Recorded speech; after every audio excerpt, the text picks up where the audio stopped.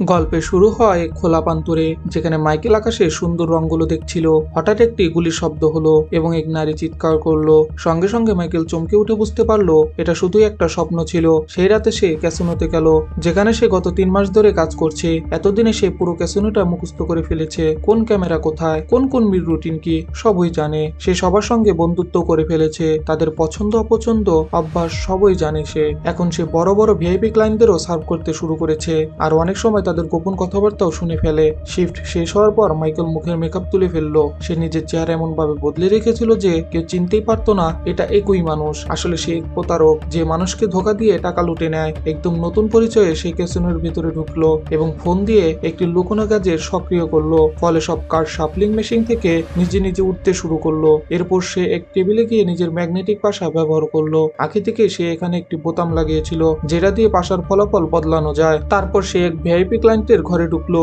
যে তখন ঘুমাচ্ছিল, কারণ মাইকেল তার পানীয়তে ঘুমের ওষুধ মিশিয়ে দিয়েছিল। পরে ভিআইপি খেলোয়াড়দের প্রাইভেট রুমে নিয়ে যাওয়া হলো। মাইকেল সে অচেতন মানুষটির গোল্ড পাস আর কিছু দামি পোশাক চুরি করলো। মাইকেল সঙ্গে সঙ্গে সার্ভিস এলিভেটরে ঢুকে কন্ট্রোল প্যানেলে নিজের চিপ ঢুকিয়ে দিল। এক কর্মী নতুন কার্ড নিয়ে যাচ্ছিল, তখন মাইকেল ভিআইপি সেজে বলল, কেউ একজন আমাকে ভুল ফ্লোরে নামিয়ে দিয়েছে, তোমাদের সবার নামে আমি কমপ্লেন করব, ঠিক আছে? কর্মী ভয় পেয়ে বলল, স্যার আমি আপনাকে নিয়ে যাই। কিন্তু তখনই মাইকেল ফোনের মাধ্যমে লাইট আর এলিভেটর বন্ধ করে দিল।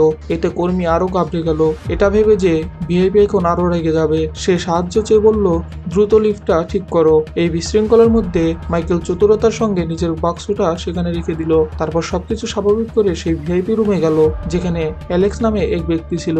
মাইকেলের কাছে বিশেষ চশমা ছিল, যেটা দিয়ে সে কার্ডের নাম্বার দেখতে পারত। খেলা শুরু হলো। সে ইচ্ছে করে প্রতিবার জেতেনি, যাতে সন্দেহ না হয় এবং অন্যরা বেশি করে বাজি ধরে। এরপর সে কার্ডগুলো একদম পারফেক্ট করে নিল এবং সব টাকা বাজি ধরলো। বাকিরাও তার মতো সব টাকা লাগালো। এখন সে এক লাফে কোটি টাকার মালিক হতে চলেছিল, কিন্তু হঠাৎ তার কার্ডগুলো আবার বদলে গেল। সে হেরে গেল। এত প্ল্যানিং এর পরও অন্য খেলোয়াড় জিতে গেল। মাইকেল বলল, আমি আর খেলবো না। লোকটি টাকা নিয়ে চলে গেল।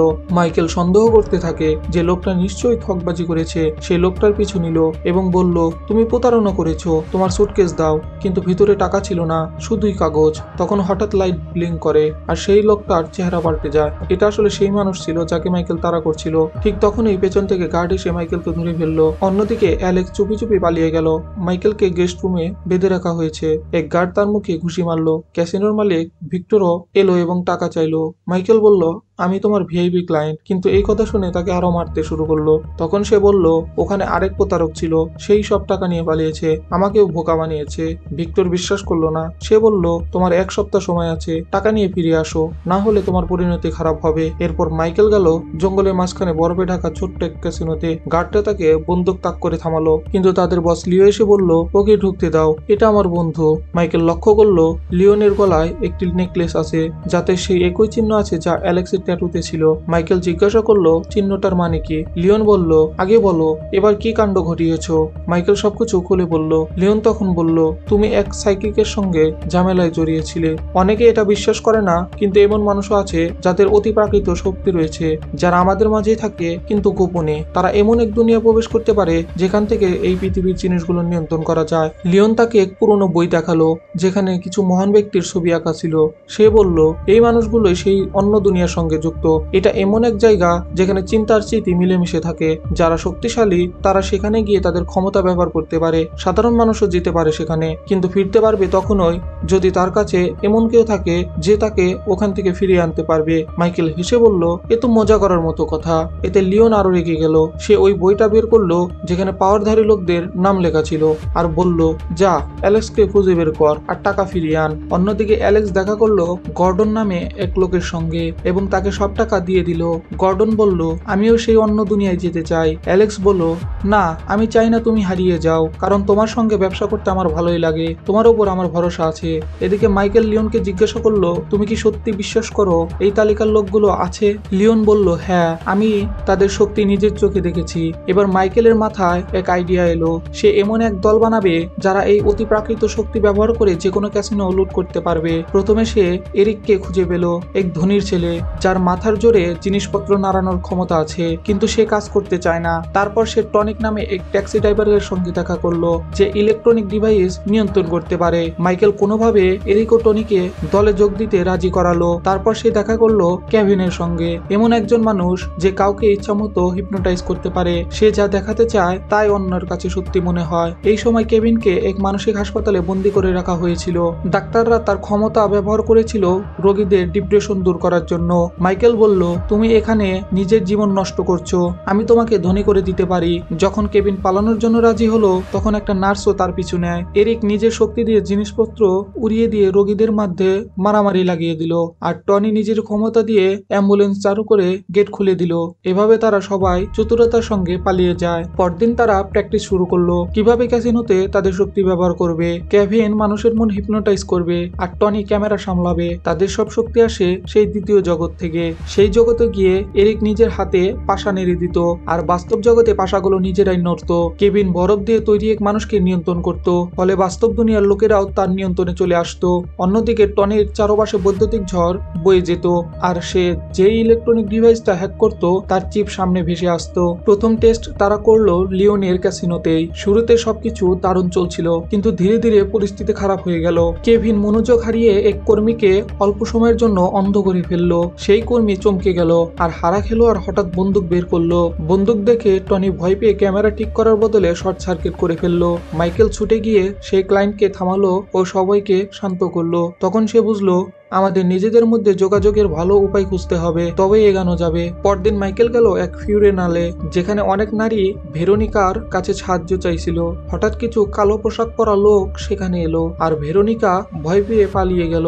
তার হেডফোন ওইখানেই পড়ে যায়, যেটা মাইকেল কুড়িয়ে নেয়। অন্যদিক থেকে আরো কয়েকজন লোক আসে, আর ভেরোনিকা এক পুরনো ভবনে লুকিয়ে পড়ে। মাইকেল তার কাছে গিয়ে হেডফোন ফিরিয়ে দিয়ে বলে, আমি তাদের দলে নই। ভেরোনিকা দূরে সরে যেতে লাগলো, কিন্তু মাইকেল থামলো না। ভেরোনিকা মানুষের মন পড়তে পারে।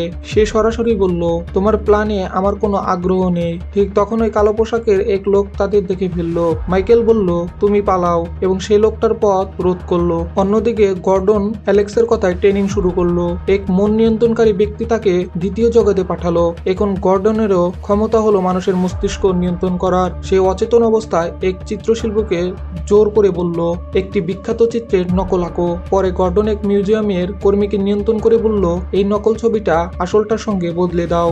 যখন আসল ছবি অন্য মিউজিয়ামে পাঠানো হচ্ছিল, তখন নকল ছবিটি ভ্যানে তোলা হলো। হঠাৎ গর্ডন জ্ঞান ফিরে পেল, এবং বিভ্রান্ত সেই শিল্পীর কাছ থেকে সামান্য টাকার আসল চিত্রটি কিনে নিল।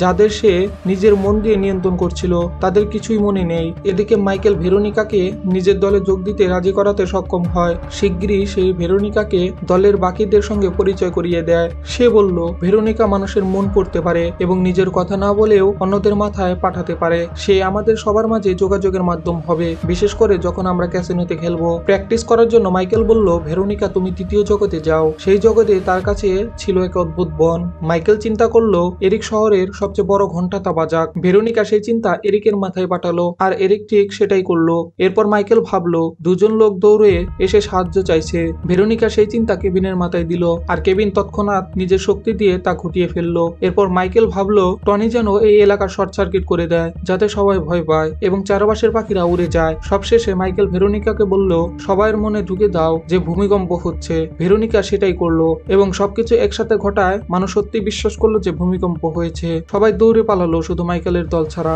এরপর মাইকেল এক রেস্টুরেন্ট থেকে কিছু পানীয় চুরি করে আনলো এবং প্ল্যান বোঝালো, আমাদের নতুন পরিচয়ে ক্যাসিনোতে ঢুকতে হবে। প্রত্যেকে আলাদা সময় আসবে, শুধু ভেরোনিকা আমার সঙ্গে থাকবে, আমার বাগদত্তা সেজে। এজন্য দরকার ভালো পোশাক আর মেকআপ। তাই সবাই গেল শপিং করতে ও স্টাইলিশের কাছে।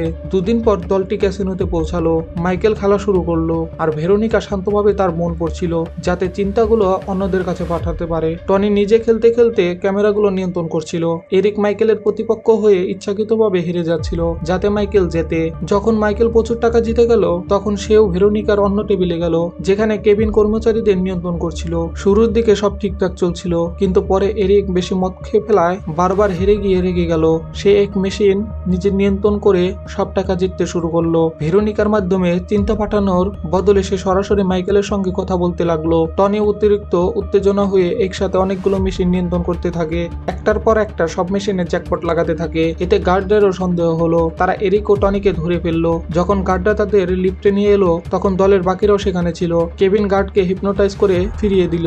এরপর দল লিফটে লুকিয়ে আলোচনা শুরু করলো। মাইকেল রেগে গিয়ে বলল, যদি আমরা ধরা পড়ি তাহলে এরা আমাদের মেরে ফেলবে, তোমরা এদের চিনো না। সবাই প্রতিশ্রুতি দিল এখন থেকে শুধু মাইকেলের কথাই মানবে। তারপর সবাই গেল শেষ টেবিলের দিকে।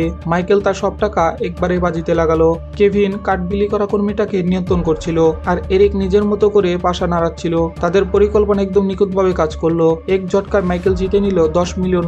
এরপর সবাই সৈকতে গিয়ে সাফল্যের জন্য পার্টি করছিল। ভেরোনিকা একটু দূরে বসেছিল। মাইকেল তার কাছে গিয়ে বলল, আমাদের দলটা দারুণ, আমরা একসঙ্গে থাকলে অনেক টাকা কামাতে পারবো। কিন্তু ভেরোনিকা স্পষ্টভাবে না বলে দিল। তাদের মধ্যে ঝগড়া বেঁধে গেল আর দুজনে একে অপরকে কটু কথা বলতে শুরু করলো। অন্যদিকে অ্যালেক্স গর্ডনের সঙ্গে ডিনার করছিল। অ্যালেক্স বলল, আমাদের ট্রেনিং বাতিল করতে হবে। যতক্ষণ না এমন কাউকে পাও যাকে পুরোপুরি বিশ্বাস করা যায় ততক্ষণ ওই জগতে ফেসে যাওয়ার ঝুঁকি খুব বেশি। গর্ডন যখন মাইকেলের কথা জিজ্ঞেস করলো, অ্যালেক্স জানালো সে একটা নতুন দল করে ফেলেছে। এটা শুনে গর্ডন রেগে গিয়ে বলল, এখন আমাদের কিছু করতে হবে। পরদিন সকালে পুরো দল কোথাও যাচ্ছিল। তখন হঠাৎ একটি সিইউভি তাদের পিছু নিতে শুরু করলো। টনি গাড়ি সামলানোর চেষ্টা করলো কিন্তু আরেকটি সিইউভি এসে তাদের ঘিরে ফেললো। দুটো গাড়ি মিলে তাদের থামিয়ে দিল। ভিক্টর নিজের লোকদের নিয়ে নেমে এলো এবং পুরো দলকে ধরে হাত বেঁধে ফেললো। মাইকেল বলল, আমাদের কাছে টাকা আছে, আমরা দিয়ে দেব। কিন্তু ভিক্টর বলল, আমার তোমাদের টাকার আগ্রহ নেই, আগ্রহ আছে তোমাদের ক্ষমতার। মাইকেলের তো কোনো ক্ষমতাই ছিল না, তাই তাকে পাহাড়ের ধারে নিয়ে গিয়ে গুলি করে ফেলা হলো। তার দেহ নিচে পড়ে গেল। এই দৃশ্য দেখে বাকিরা ভয় পেয়ে গেল এবং নিজেদের দ্বিতীয় জগতে লুকিয়ে ফেললো। কিন্তু তারা জানতো না সবটাই ছিল এক চাল। মাইকেল জীবিত ছিল, তাকে গর্ডনের কাছে নিয়ে যাওয়া হলো। সে আসলে তার বাবা।